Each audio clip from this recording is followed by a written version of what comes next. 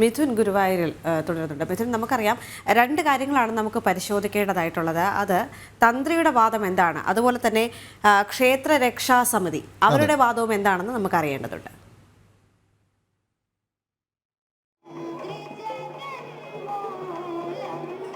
ഗുരുവായൂർ ക്ഷേത്രത്തിലെ ആചാരാനുഷ്ഠാനങ്ങളുമായി ബന്ധപ്പെട്ടിട്ടുള്ള പരിവർത്തനങ്ങൾ അല്ലെങ്കിൽ അത്തരത്തിലുള്ള മാറ്റങ്ങളെല്ലാം എപ്പോഴും വിവാദത്തിൽ തന്നെയാണ് ഉണ്ടാവാറുള്ളത്.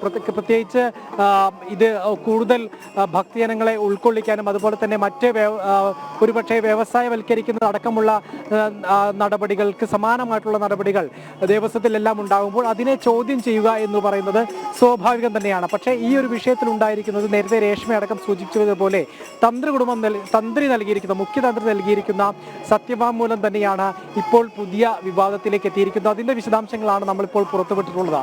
പ്രധാനമായും പറയുന്നത് ഈ ഉദയാസ്തമന പൂജ മാറ്റി വെച്ചത് അല്ലെങ്കിൽ ഏകാദശി നാളിൽ ഉദയാസ്തമന പൂജ നടത്തേണ്ടതില്ല എന്നുള്ള തീരുമാനത്തിലെത്തിയതിന് പിന്നിൽ ദേവഹിതമുണ്ടെന്നും ദേവഹിതം അറിഞ്ഞതിന് ശേഷമാണ് ഇത്തരം ദേവസ്വം മാനേജിംഗ് കമ്മിറ്റിയുടെ ഈ ഒരു തീരുമാനത്തിന് പച്ചക്കൊടി നൽകാൻ തന്ത്രി തയ്യാറായതുമെന്നുമാണ് തന്ത്രി നൽകിയ സത്യവാങ്മൂലത്തിൽ ഇത് തന്നെയാണ് വിശദമായി പറയുന്നത്.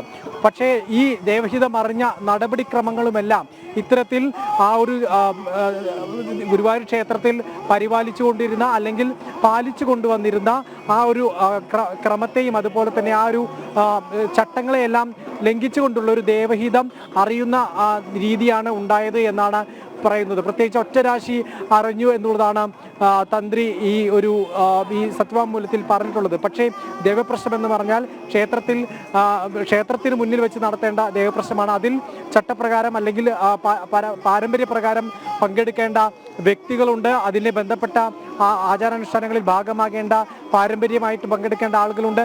അവരുടെയൊന്നും ഭാഗമില്ലാതെ ഒറ്റയ്ക്ക് സ്വീകരിച്ച ഈ തന്ത്രിയുടെ നടപടി ശരിയല്ല എന്നുള്ള വിമർശനമാണ് ഒരു ഭാഗത്തുനിന്ന് ഉയരുന്നത്. അതേസമയം തന്നെ തന്ത്രി ഇക്കാര്യത്തിൽ വ്യക്തമാക്കുന്നത് ഈ ശങ്കരാചാര്യ ക്ഷേത്രത്തിൽ ദർശനം നടത്തിയതും അതുപോലെ തന്നെ ഏകാദശി നാളിൽ പൂജാവട്ടങ്ങൾക്ക് ആദിശങ്കരൻ നിർദ്ദേശം നൽകി എന്നുമാണ് പരക്കെ വിശ്വസിച്ചു പോരുന്ന ഒരു കാര്യം. പക്ഷേ അത് ഈ ശങ്കരാചാര്യരുടെ ക്ഷേത്ര സന്ദർശനം എന്ന് പറയുന്നത്, ക്ഷേത്ര ദർശനം എന്ന് പറയുന്നത് ഒരു ഐതിഹ്യമാണ്. അത് ഈ ഇത്തരത്തിലുള്ള ഉദയാസ്തമന പൂജ എന്ന് പറയുന്നത് ഇത്തരത്തിൽ ഒരു വഴിപാട് മാത്രമാണ്, അതൊരു ആചാരത്തിന്റെ ഭാഗമല്ല എന്നും ഇക്കാര്യം മുൻനിർത്തിക്കൊണ്ട് പറയുന്നുണ്ട്. പക്ഷേ ഇതിനെ ഭക്തജനങ്ങളും അതുപോലെ തന്നെ ക്ഷേത്രരക്ഷാ സമിതിയെല്ലാം വ്യക്തമാക്കുന്ന ഒരു കാര്യം എന്ന് പറയുന്നത് ഇത് നൂറ്റാണ്ടുകളായി ആചരിച്ചു പോരുന്ന ഒരു കാര്യമാണ്. ഈ ഗുരുവായൂർ ക്ഷേത്രത്തിന്റെ ഏകാദശി നാളിലെ ഏറ്റവും നട്ടെല്ലും അകക്കാമ്പും എന്ന് പറയുന്നത് തന്നെ ഇത്തരത്തിൽ ഉദയാസ്തമന പൂജയാണ്. ഏകാദശി നാളിൽ ആരംഭിച്ചിരിക്കുന്ന ഈ ഉദയാസ്തമന പൂജ ഏകാദശി നാളിൽ നിന്ന് മാറ്റി പ്രതിഷ്ഠിക്കുമ്പോൾ ഉണ്ടാകുന്നത് എന്ന് പറയുന്നത് ആ പാരമ്പര്യത്തിന്റെയും ആ ഒരു അനുഷ്ഠാനത്തിന്റെയും എല്ലാം ആചാരത്തിന്റെയും എല്ലാം ലംഘനമാണ് എന്നുള്ളത് തന്നെയാണ്. ഒരുപക്ഷെ തന്ത്രിയും അതുപോലെ തന്നെ ദേവസ്വം ബോർഡും എല്ലാം അവകാശപ്പെടുന്ന ഈ ആളുകളുടെ തിരക്ക് പരിഗണിച്ചുകൊണ്ടുള്ള ഒരു നീക്കമായിരുന്നു ഇതുവെങ്കിൽ അതിന് മറ്റ് നടപടികളിലേക്ക് പോകേണ്ടിയിരിക്കുന്നു. കാരണം ഇത്രയും വർഷങ്ങളായി ഇത്രയധികം ജനങ്ങൾ ഗുരുവായൂർ ക്ഷേത്രത്തിലേക്ക് എത്തുന്നുണ്ട്. അത്രയും ദിവസങ്ങളിലെല്ലാം ഈ പൂജാതി കർമ്മങ്ങൾക്കനുസൃതമായ ഒരു ഭക്തജനങ്ങളുടെ ദർശനം അനുവദിക്കുക എന്നല്ലാതെ ക്ഷേത്രാചാരങ്ങൾ, അതായത് ഒരു ക്ഷേത്രത്തിന്റെ അകക്കാമ്പായ നട്ടെല്ലായിട്ടുള്ള ക്ഷേത്രാചാരങ്ങളെ മാറ്റിക്കൊണ്ട് ദർശനം അനുവദിക്കുക എന്ന് പറയുന്നത് തീർത്തും ക്ഷേത്രത്തിന്റെ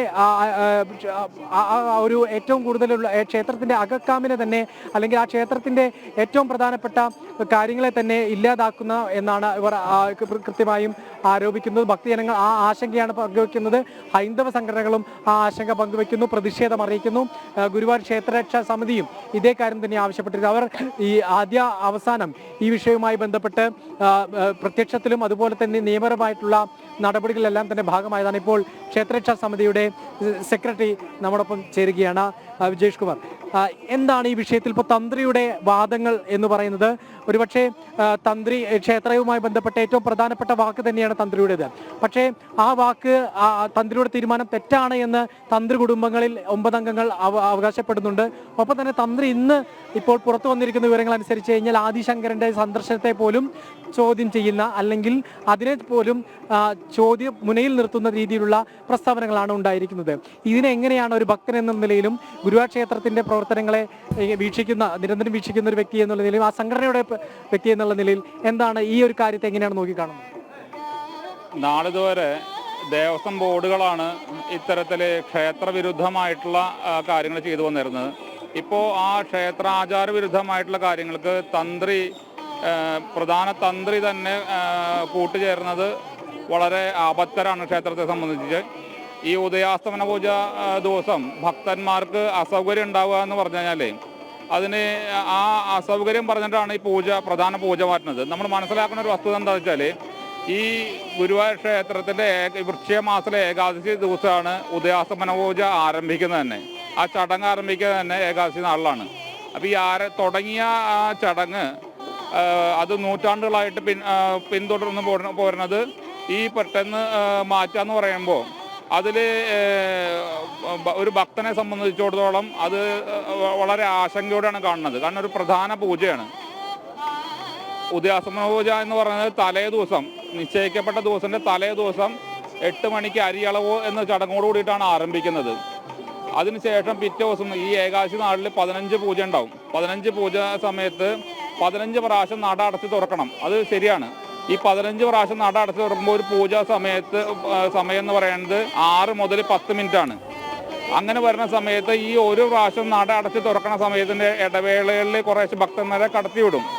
അങ്ങനെ ഇരിക്കെ 2 മണിക്കൂർ മാത്രം ടൈം കൺസ്യൂം ചെയ്യുന്ന, ആകെ 2 മണിക്കൂർ ടൈം കൺസ്യൂം ചെയ്യുള്ളൂ ഈ ഏകാദശി നാളിൽ. അതിനുശേഷം 48 മണിക്കൂർ നട അടയ്ക്കാതെ ഇരിക്കുന്ന സന്ദർഭത്തിൽ അത് പറയാതെ, ഭക്തന്മാർക്ക് ആവശ്യമായിട്ടുള്ള ദർശന സൗകര്യമുള്ള സമയത്ത് ഇത് പറയാതെ കേവലം ഈ 2 മണിക്കൂർ നട അടയ്ക്കുന്ന ഒരു കാലയളവിനെ ഭക്തർക്ക് അസൗകര്യം ഉണ്ടാവുമെന്ന് പർവ്വതീകരിച്ച് പറഞ്ഞിട്ടാണ് പ്രധാന പൂജനെ മാറ്റുന്നത്. ഒരു ക്ഷേത്രത്തിൻ്റെ നിലനിൽപ്പ് എന്ന് പറഞ്ഞാൽ അവിടെ അനുഷ്ഠിച്ചു വരുന്ന ഈ പൂജാതി കാര്യങ്ങളാണ്. ഇത് നിർത്തലാക്കി വരുന്ന സമയത്ത് ആ മൂർത്തിക്ക് അതിൻ്റെ ഒരു ചൈതന്യം ഉണ്ടാവില്ല. പിന്നെ നമ്മൾ എന്തിനാണ് ഇവിടെ വന്നിട്ട് തൊഴാൻ വരുന്നത്? ഈ ചൈതന്യത്തായി മൂർത്തിയെ തൊഴുമ്പോൾ നമുക്ക് കിട്ടുന്ന ഐശ്വര്യമാണ് ഇവിടെ ഉള്ള ഭക്തന്മാരെ ആകർഷിക്കുന്നത്. അല്ലാതെ ഇന്നത്തെ ദേവസ്വം ബോർഡിൻ്റെ നിലപാട് എന്ന് പറഞ്ഞാൽ ഇതിനൊരു വ്യവസായ കേന്ദ്രമായിട്ട് മാത്രമാണ് കാണുന്നത്. ഭണ്ഡാരങ്ങളുടെ എണ്ണം കൂടുകയും ഭക്തന്മാരെ വഴിപാട് മാത്രം പ്രതീക്ഷിച്ചുകൊണ്ട് ഈ ക്ഷേത്രത്തിന് കേവലം ഒരു വ്യവസായശാലയായിട്ട് കണക്കൂട്ടുന്ന ഈ നിലപാടിനെ അനുകൂലമായിട്ട് തന്ത്രി നിന്നു എന്നുള്ളതാണ് ഖേദകരമായിട്ടുള്ള കാര്യം. ഇപ്പോൾ ദേവപ്രശ്നത്തിൽ അല്ലെങ്കിൽ ദേവഹിതം അറിഞ്ഞു എന്നാണ് തന്ത്രിയുടെ അവകാശവാദം, അല്ലെങ്കിൽ തന്ത്രി കോടതിയിൽ അറിയിച്ചിരിക്കുന്ന കാര്യം. അതിൻ്റെ നടപടിക്രമങ്ങളിൽ അല്ലെങ്കിൽ അതിൻ്റെ പാലിക്കേണ്ട രീതിക്രമത്തിൽ പോലും പാലിക്കപ്പെട്ടിട്ടില്ല എന്നുള്ള ഒരു ആരോപണം കൂടി ഉന്നയിക്കുന്നുണ്ടല്ലോ. എന്താണ് അതിൻ്റെ വിശദാംശം? നമ്മൾ ഈ തന്ത്രി ക്ഷേത്രത്തിൽ അവസാന വാക്ക എന്നാണ് പറയപ്പെടുന്നത്. സത്യത്തിൽ അങ്ങനെയല്ലേ. ആചാര വിഷയങ്ങളിലെ ഒരു തർക്കം വരുന്ന സമയത്ത് അവിടെ ഏറ്റവും അവസാന വാക്ക് തന്ത്രിയുടേതാണ്. അല്ലാതെ ഈ നിലവിൽ നടന്നുകൊണ്ടിരിക്കുന്ന ഒരു ആചാരം മാറ്റാനുള്ള ഒരു അവകാശം തന്ത്രിക്കില്ല എന്നുള്ളതാണ്. രണ്ടാമത്തെ ഒരു വിഷയം എന്ന് വെച്ചാൽ, ക്ഷേത്രത്തിൽ ദേവഹിതം അറിയണം എന്നുണ്ടെങ്കിൽ അത് ദേവന്റെ സന്നിധിയിൽ നടക്കണം. നൂറ്റാണ്ടുകളുടെ ആചാരം മാറ്റാൻ വേണ്ടിയിട്ട് തന്ത്രി പറയുന്നു, ഞാൻ ഈ പ്രശ്നം വെച്ച് നോക്കി, ഒറ്റരാശി പ്രശ്നം വെച്ച് നോക്കിയെന്ന്. ഈ ഒറ്റരാശി പ്രശ്നം വെച്ച് നോക്കാൻ തന്ത്രിക്ക് അധികാരമില്ല. കാരണം ഈ ക്ഷേത്രത്തിൻ്റെ ഊരാളനുള്ള ക്ഷേത്രത്തിൻ്റെ ഊരാളൻ്റെ സാന്നിധ്യത്തിലോ അത് ക്ഷേത്രം പരിപാലിക്കുന്ന ബാധ്യസ്ഥരായ കമ്മിറ്റിയോടോ അനുമതിയോടെ വേണം തന്ത്രിക്ക് ശുപാർശ ചെയ്യാം. ക്ഷേത്രത്തിൽ ഇങ്ങനെ കാര്യമുണ്ട്, അതിന് ദേവഹിതം നോക്കണം എന്നുള്ള ശുപാർശ ചെയ്യാം. അതല്ലാതെ ഒരു കാരണവശാലും തന്ത്രിക്ക് നേരിട്ട് ദേവഹിതം നടത്താനുള്ള അവകാശമില്ല. അതാണ് വിധി. അതുപോലെ ഈ പ്രശ്നം ചിന്തിച്ച ജ്യോതിഷി എന്ന് പറഞ്ഞാൽ ഗുരുവായൂർ ദേവസ്വം ബോർഡിന്റെ ജ്യോതിഷ പഠന കേന്ദ്രത്തിലെ പ്രിൻസിപ്പാളാണ്. എന്ന് വെച്ചാൽ ദേവസ്വം ഉദ്യോഗസ്ഥൻ തന്നെയാണ്. അദ്ദേഹത്തിനെ സംബന്ധിച്ചിടത്തോളം ദേവസ്വത്തിന് വിരുദ്ധമായിട്ട്, ദേവസ്വം ബോർഡിന്റെ താല്പര്യത്തിന് വിരുദ്ധമായിട്ട് ഒരു കാര്യം ചെയ്യാൻ അദ്ദേഹത്തിന് പണി പോവും. അപ്പോൾ അദ്ദേഹം തന്ത്രി മഠത്തിൽ പോയി ഇത് നടത്തിയെന്നാണ് പറയപ്പെടുന്നത്. ഭക്തന്മാരെ സംബന്ധിച്ചൊരു കാരണവശാലും അംഗീകരിക്കാൻ പറ്റില്ല. കാരണം ദേവഹിതം ചിന്തിക്കേണ്ടത് ദേവന്റെ മുന്നിൽ ഈ പറയപ്പെടുന്ന ഊരാളൻ്റെയും ദേശത്തെ ജ്യോതിഷിയുണ്ട് ഈ ദേശത്ത്, ആ ജ്യോതിഷിയുടെ സാന്നിധ്യത്തിൽ വേണം. പക്ഷെ ഇതൊന്നും പാലിക്കാതെ ഇതുപോലെ സ്വകാര്യമായിട്ടൊരു ദേവഹിതം ചിന്തിച്ചു എന്ന് പറയുന്നത് വലിയ ഗൂഢാലോചനയുടെ ഭാഗമാണ്. ഭക്തർക്ക് അതിൽ ആശങ്കയുണ്ട് ഈ വിഷയത്തിൽ. ഇപ്പോൾ ഈ കോടതിയിൽ ഈ സത്യവാങ്മൂലം എത്തിക്കഴിഞ്ഞു, കോടതി അതിനനുസരിച്ചുള്ള നടപടിയിലേക്ക് നീങ്ങുകയും ചെയ്യും. ഇപ്പോൾ ഏകാദശിയുടെ അന്ന് നടത്തേണ്ട ഈ ഉദയാസ്തമന പൂജ തുലാമാസത്തിൽ അതായത് നവംബറിൽ നടത്തിയെന്നാണ് പറയുന്നത്. അത്തരത്തിൽ ഒരു വലിയൊരു സമൂലമായിട്ടുള്ളൊരു മാറ്റം വരുമ്പോൾ അത് ക്ഷേത്രത്തെ ഏത് തരത്തിൽ ബാധിക്കും, ഭക്തജനങ്ങളെ ഏതൊരു തരത്തിൽ ബാധിക്കുമെന്നുള്ള ആശങ്കയാണ് ക്ഷേത്രരക്ഷാ സമിതിക്കുള്ളത്. ഇതിലേ നടത്തി വരുന്ന ഒരു ഇപ്പോൾ പ്രതിഷ്ഠാദിനം അത് ആ ദിവസമല്ലേ നടത്താൻ പറ്റുക. ഓരോ ആചാരങ്ങൾ നടത്തേണ്ട സമയത്താണ് നടത്തുക. ഇന്ന് കഴിക്കേണ്ട ഭക്ഷണം ഇന്ന് കഴിക്കാൻ തലേദിവസം ഇന്നത്തെ ഭക്ഷണം കഴിക്കാൻ പറ്റില്ലല്ലോ. അപ്പോൾ ഭഗവാനായാലും അങ്ങനെ തന്നെയാണ്, ഒരു പൂജ നിഷ്കർഷിച്ച ദിവസം നടത്തണം എന്നുള്ളതാണ്. അതിന് പകരം വേറെ ദിവസം ഇപ്പോൾ നമ്മൾ നോക്കുക, തുലാമാസത്തിലെ ഏകാദശി ദിനത്തിൽ ഇത് പകരം മാറ്റിയ ഉദയാസ്തമന നടത്താൻ നടത്തി തന്നെ അതിന് നേരത്തെ പറഞ്ഞ പോലെയുള്ള അരിയളവിന്റെ ദിവസം തന്നെ അവിടെ പുണ്യാഹം പറ്റി രക്തം കൊണ്ടു ക്ഷേത്രത്തിനകത്ത്. ഇതേപോലുള്ള ദുർനിമിത്തം കാണിക്കുമ്പോൾ പോലും വാശി പിടിച്ച് തങ്ങൾ തീരുമാനിച്ച ഈ ആചാരമാറ്റം നടപ്പിലാക്കും ഏത് തരത്തിലും എന്ന് പറഞ്ഞ് ദേവസ്വം ബോർഡ് മുന്നോട്ട് പോവാണ്. എന്താണ് ഇതിലൊരു വൈഷമ്യം എന്ന് വെച്ചാൽ, ഈ ഭക്തന്മാർ ഭക്തിയോടെ അർപ്പിക്കുന്ന പൈസ എടുത്ത് ഉപയോഗിച്ചിട്ടാണ് ഇവര് ഈ ആചാര ലംഘനത്തിന് കോടതിയിലേക്ക് കേസിന് പോണത്. അതാണ് വൈരുദ്ധ്യം. ഭക്തന്മാർ ഭക്തിയോടെ അർപ്പിക്കുന്ന പണം എടുത്തിട്ട് ദേവസ്വം ബോർഡ് കേസിന് പോവാണ് ആചാരം മാറ്റാൻ വേണ്ടിയിട്ട്. ഇങ്ങനെ ക്ഷേത്രവിരുദ്ധമായിട്ടുള്ള കാര്യങ്ങൾക്ക് ഈ ക്ഷേത്രത്തിലെ ധനം എടുത്ത് ചെലവാക്കുമ്പോൾ അവിടെ ഭക്തന്മാർ പ്രതികരിക്കണം. വ്യാപകമായിട്ടുള്ള പ്രതിഷേധത്തിനെതിരെ ഉയരണം. കാരണം ഈ ആചാരമാറ്റം എന്ന് പറഞ്ഞാൽ ഈ ക്ഷേത്രം വിശ്വാസം തകർക്കണതിൻ്റെ ആദ്യ പടിയായിട്ട് വേണം നമ്മൾ കാണാൻ. ഇവിടെ നടക്കുന്ന നമ്മളറിയാത്ത ഇപ്പോൾ ഉദയാസ്തമന പൂജ മുന്നോട്ട് വന്നു എന്ന് മാത്രമേ ഉള്ളൂ. ഇതുപോലെ നിരവധി പൂജകൾ ഈ ക്ഷേത്രം തന്ത്രി അധികാരമേറ്റതിന് ശേഷം മാറ്റിക്കൊണ്ടിരിക്കുകയാണ്. അപ്പോൾ ഇതിൽ കടുത്ത ആശങ്ക ക്ഷേത്രരക്ഷാ സമിതിക്കുണ്ട്. ഇനി ഉദയാസ്തമന പൂജയുടെ തിരക്ക് എന്ന് പറഞ്ഞിട്ട് ഭക്തന്മാരെ അസൗകര്യം എന്ന് പറയുന്നുണ്ട്. നമ്മൾ നോക്കുക, ഇവിടെ വരുന്ന ഭക്തജനങ്ങൾക്ക് 48 മണിക്കൂർ ദർശന സൗകര്യം ഉണ്ട് എന്നുള്ളത് ഒരു ദിവസം ഒരു വർഷം പോലും ഗുരുവായൂർ ദേവസ്വം ഒരു അനൗൺസ്മെന്റ് നടത്താറില്ല. ഭക്തരെ എഡ്യൂക്കേറ്റ് ചെയ്യണില്ല. നിങ്ങൾക്ക് ഇന്ന സൗകര്യം ഇവിടെ നിന്ന് കിട്ടും, ഇന്ന സമയത്ത് തൊഴാൻ പറ്റും. ആകെ ഭക്തരെ ഭയപ്പെടുത്താണ് ചെയ്യേണ്ടത്. നിങ്ങളുടെ കുട്ടികളെ സൂക്ഷിക്കണം, തിരക്കുണ്ട്, മണിപ്പേഴ്സ് സൂക്ഷിക്കണം എന്ന് പറഞ്ഞിട്ടുള്ള അവരെ ഭയപ്പെടുത്തുന്ന കാര്യങ്ങൾ അല്ലാതെ ധാരാളമായിട്ട് തിരക്കുണ്ട് എന്ന് പറഞ്ഞ് അവരെ ഭയപ്പെടുത്താതെ ഇവിടെ 48 മണിക്കൂർ ഏകാദശി ദിനത്തിൽ ഉച്ചപൂജയ്ക്ക് ശേഷം തൊഴാൻ സൗകര്യമുണ്ട് എന്ന് പറഞ്ഞ് അവരെ കൃത്യമായിട്ട് അവർക്കുള്ള സൗകര്യം ചെയ്തു കൊടുക്കുന്നതിന് പകരം ഈ പ്രധാന പൂജ മാറ്റി വിവാദം സൃഷ്ടിച്ച് അവരുടെ കഴിവുകേട് മറച്ചു വയ്ക്കാണ്. നമ്മൾ നോക്കുക, ദേവസ്വത്തിന്റെ പാഞ്ചജന്യം എന്ന് പറഞ്ഞ കെട്ടിടമുണ്ട്. 30-35 വർഷം പഴക്കമുള്ള കെട്ടിടത്തിന് 15 കോടി രൂപ കൊടുത്താണ് റിനോവേറ്റ് ചെയ്തത്. 2 കെട്ടിടം ഉണ്ടാക്കാനുള്ള കാശിന് ഒരു കെട്ടിടം റിനോവേറ്റ് ചെയ്യണം. ഇത്രയും പൈസ ഉണ്ടെങ്കിൽ 2 ക്യൂ കോംപ്ലക്സ് നിർമ്മിച്ചിട്ട് ഈ ഭക്തന്മാർക്ക് ഇരിക്കാനും വിശ്രമിക്കാനും വെള്ളം കൊടുക്കാനും ലഘുഭക്ഷണം കൊടുക്കാനുള്ള സൗകര്യം ദേവസ്വം ഒരുക്കാം. പക്ഷെ അവരിതൊന്നും ചെയ്യാതെ ഭക്തരെ പരമാവധി ബുദ്ധിമുട്ടിച്ചിട്ട് അവരുടെ കാശിൽ മാത്രമാണ് കണ്ണ്. ഇതിന് വ്യവസായ കേന്ദ്രമായിട്ട് മാറ്റുന്ന ഇവരുടെ നയങ്ങൾ തിരുത്തപ്പെടേണ്ടതാണ്. ഇതാണ് ക്ഷേത്രരക്ഷാ സമിതിക്ക് പറയാനുള്ളത്. തീർച്ചയായിട്ടും ഗുരുവായൂർ ക്ഷേത്രത്തിൽ അനുദിനം ഭക്തജനങ്ങളുടെ വർധനവുണ്ടാകുന്നു എന്നുള്ളത് സത്യം തന്നെയാണ്, യാഥാർത്ഥ്യം തന്നെയാണ്.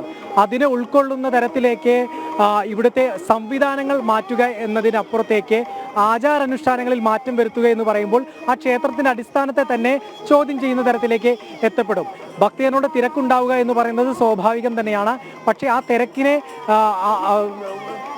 തിരക്കിനെ കൃത്യമായി എല്ലാവർക്കും ദർശനം പറ്റുന്ന രീതിയിലേക്ക് മറ്റ് അടിസ്ഥാന സൗകര്യങ്ങളിലടക്കം ഇത്തരത്തിൽ മാറ്റം വരുത്തുക അല്ലെങ്കിൽ പുരോഗമിപ്പിക്കുക എന്നല്ലാതെ ഈ ക്ഷേത്രാചാരങ്ങളിലും അനുഷ്ഠാനങ്ങളിലും മാറ്റം വരുത്തിക്കൊണ്ടുള്ള ഒരു പരിവർത്തനം എന്ന് പറയുന്നത് തീർത്തും അംഗീകരിക്കാൻ കഴിയില്ല എന്നുള്ള ഒരു കാര്യമാണ് ഭക്തജനങ്ങളും അതുപോലെ തന്നെ ഇത്തരത്തിൽ ഹൈന്ദവ സംഘടനകളും എല്ലാം തന്നെ ആവശ്യപ്പെടുന്നത്.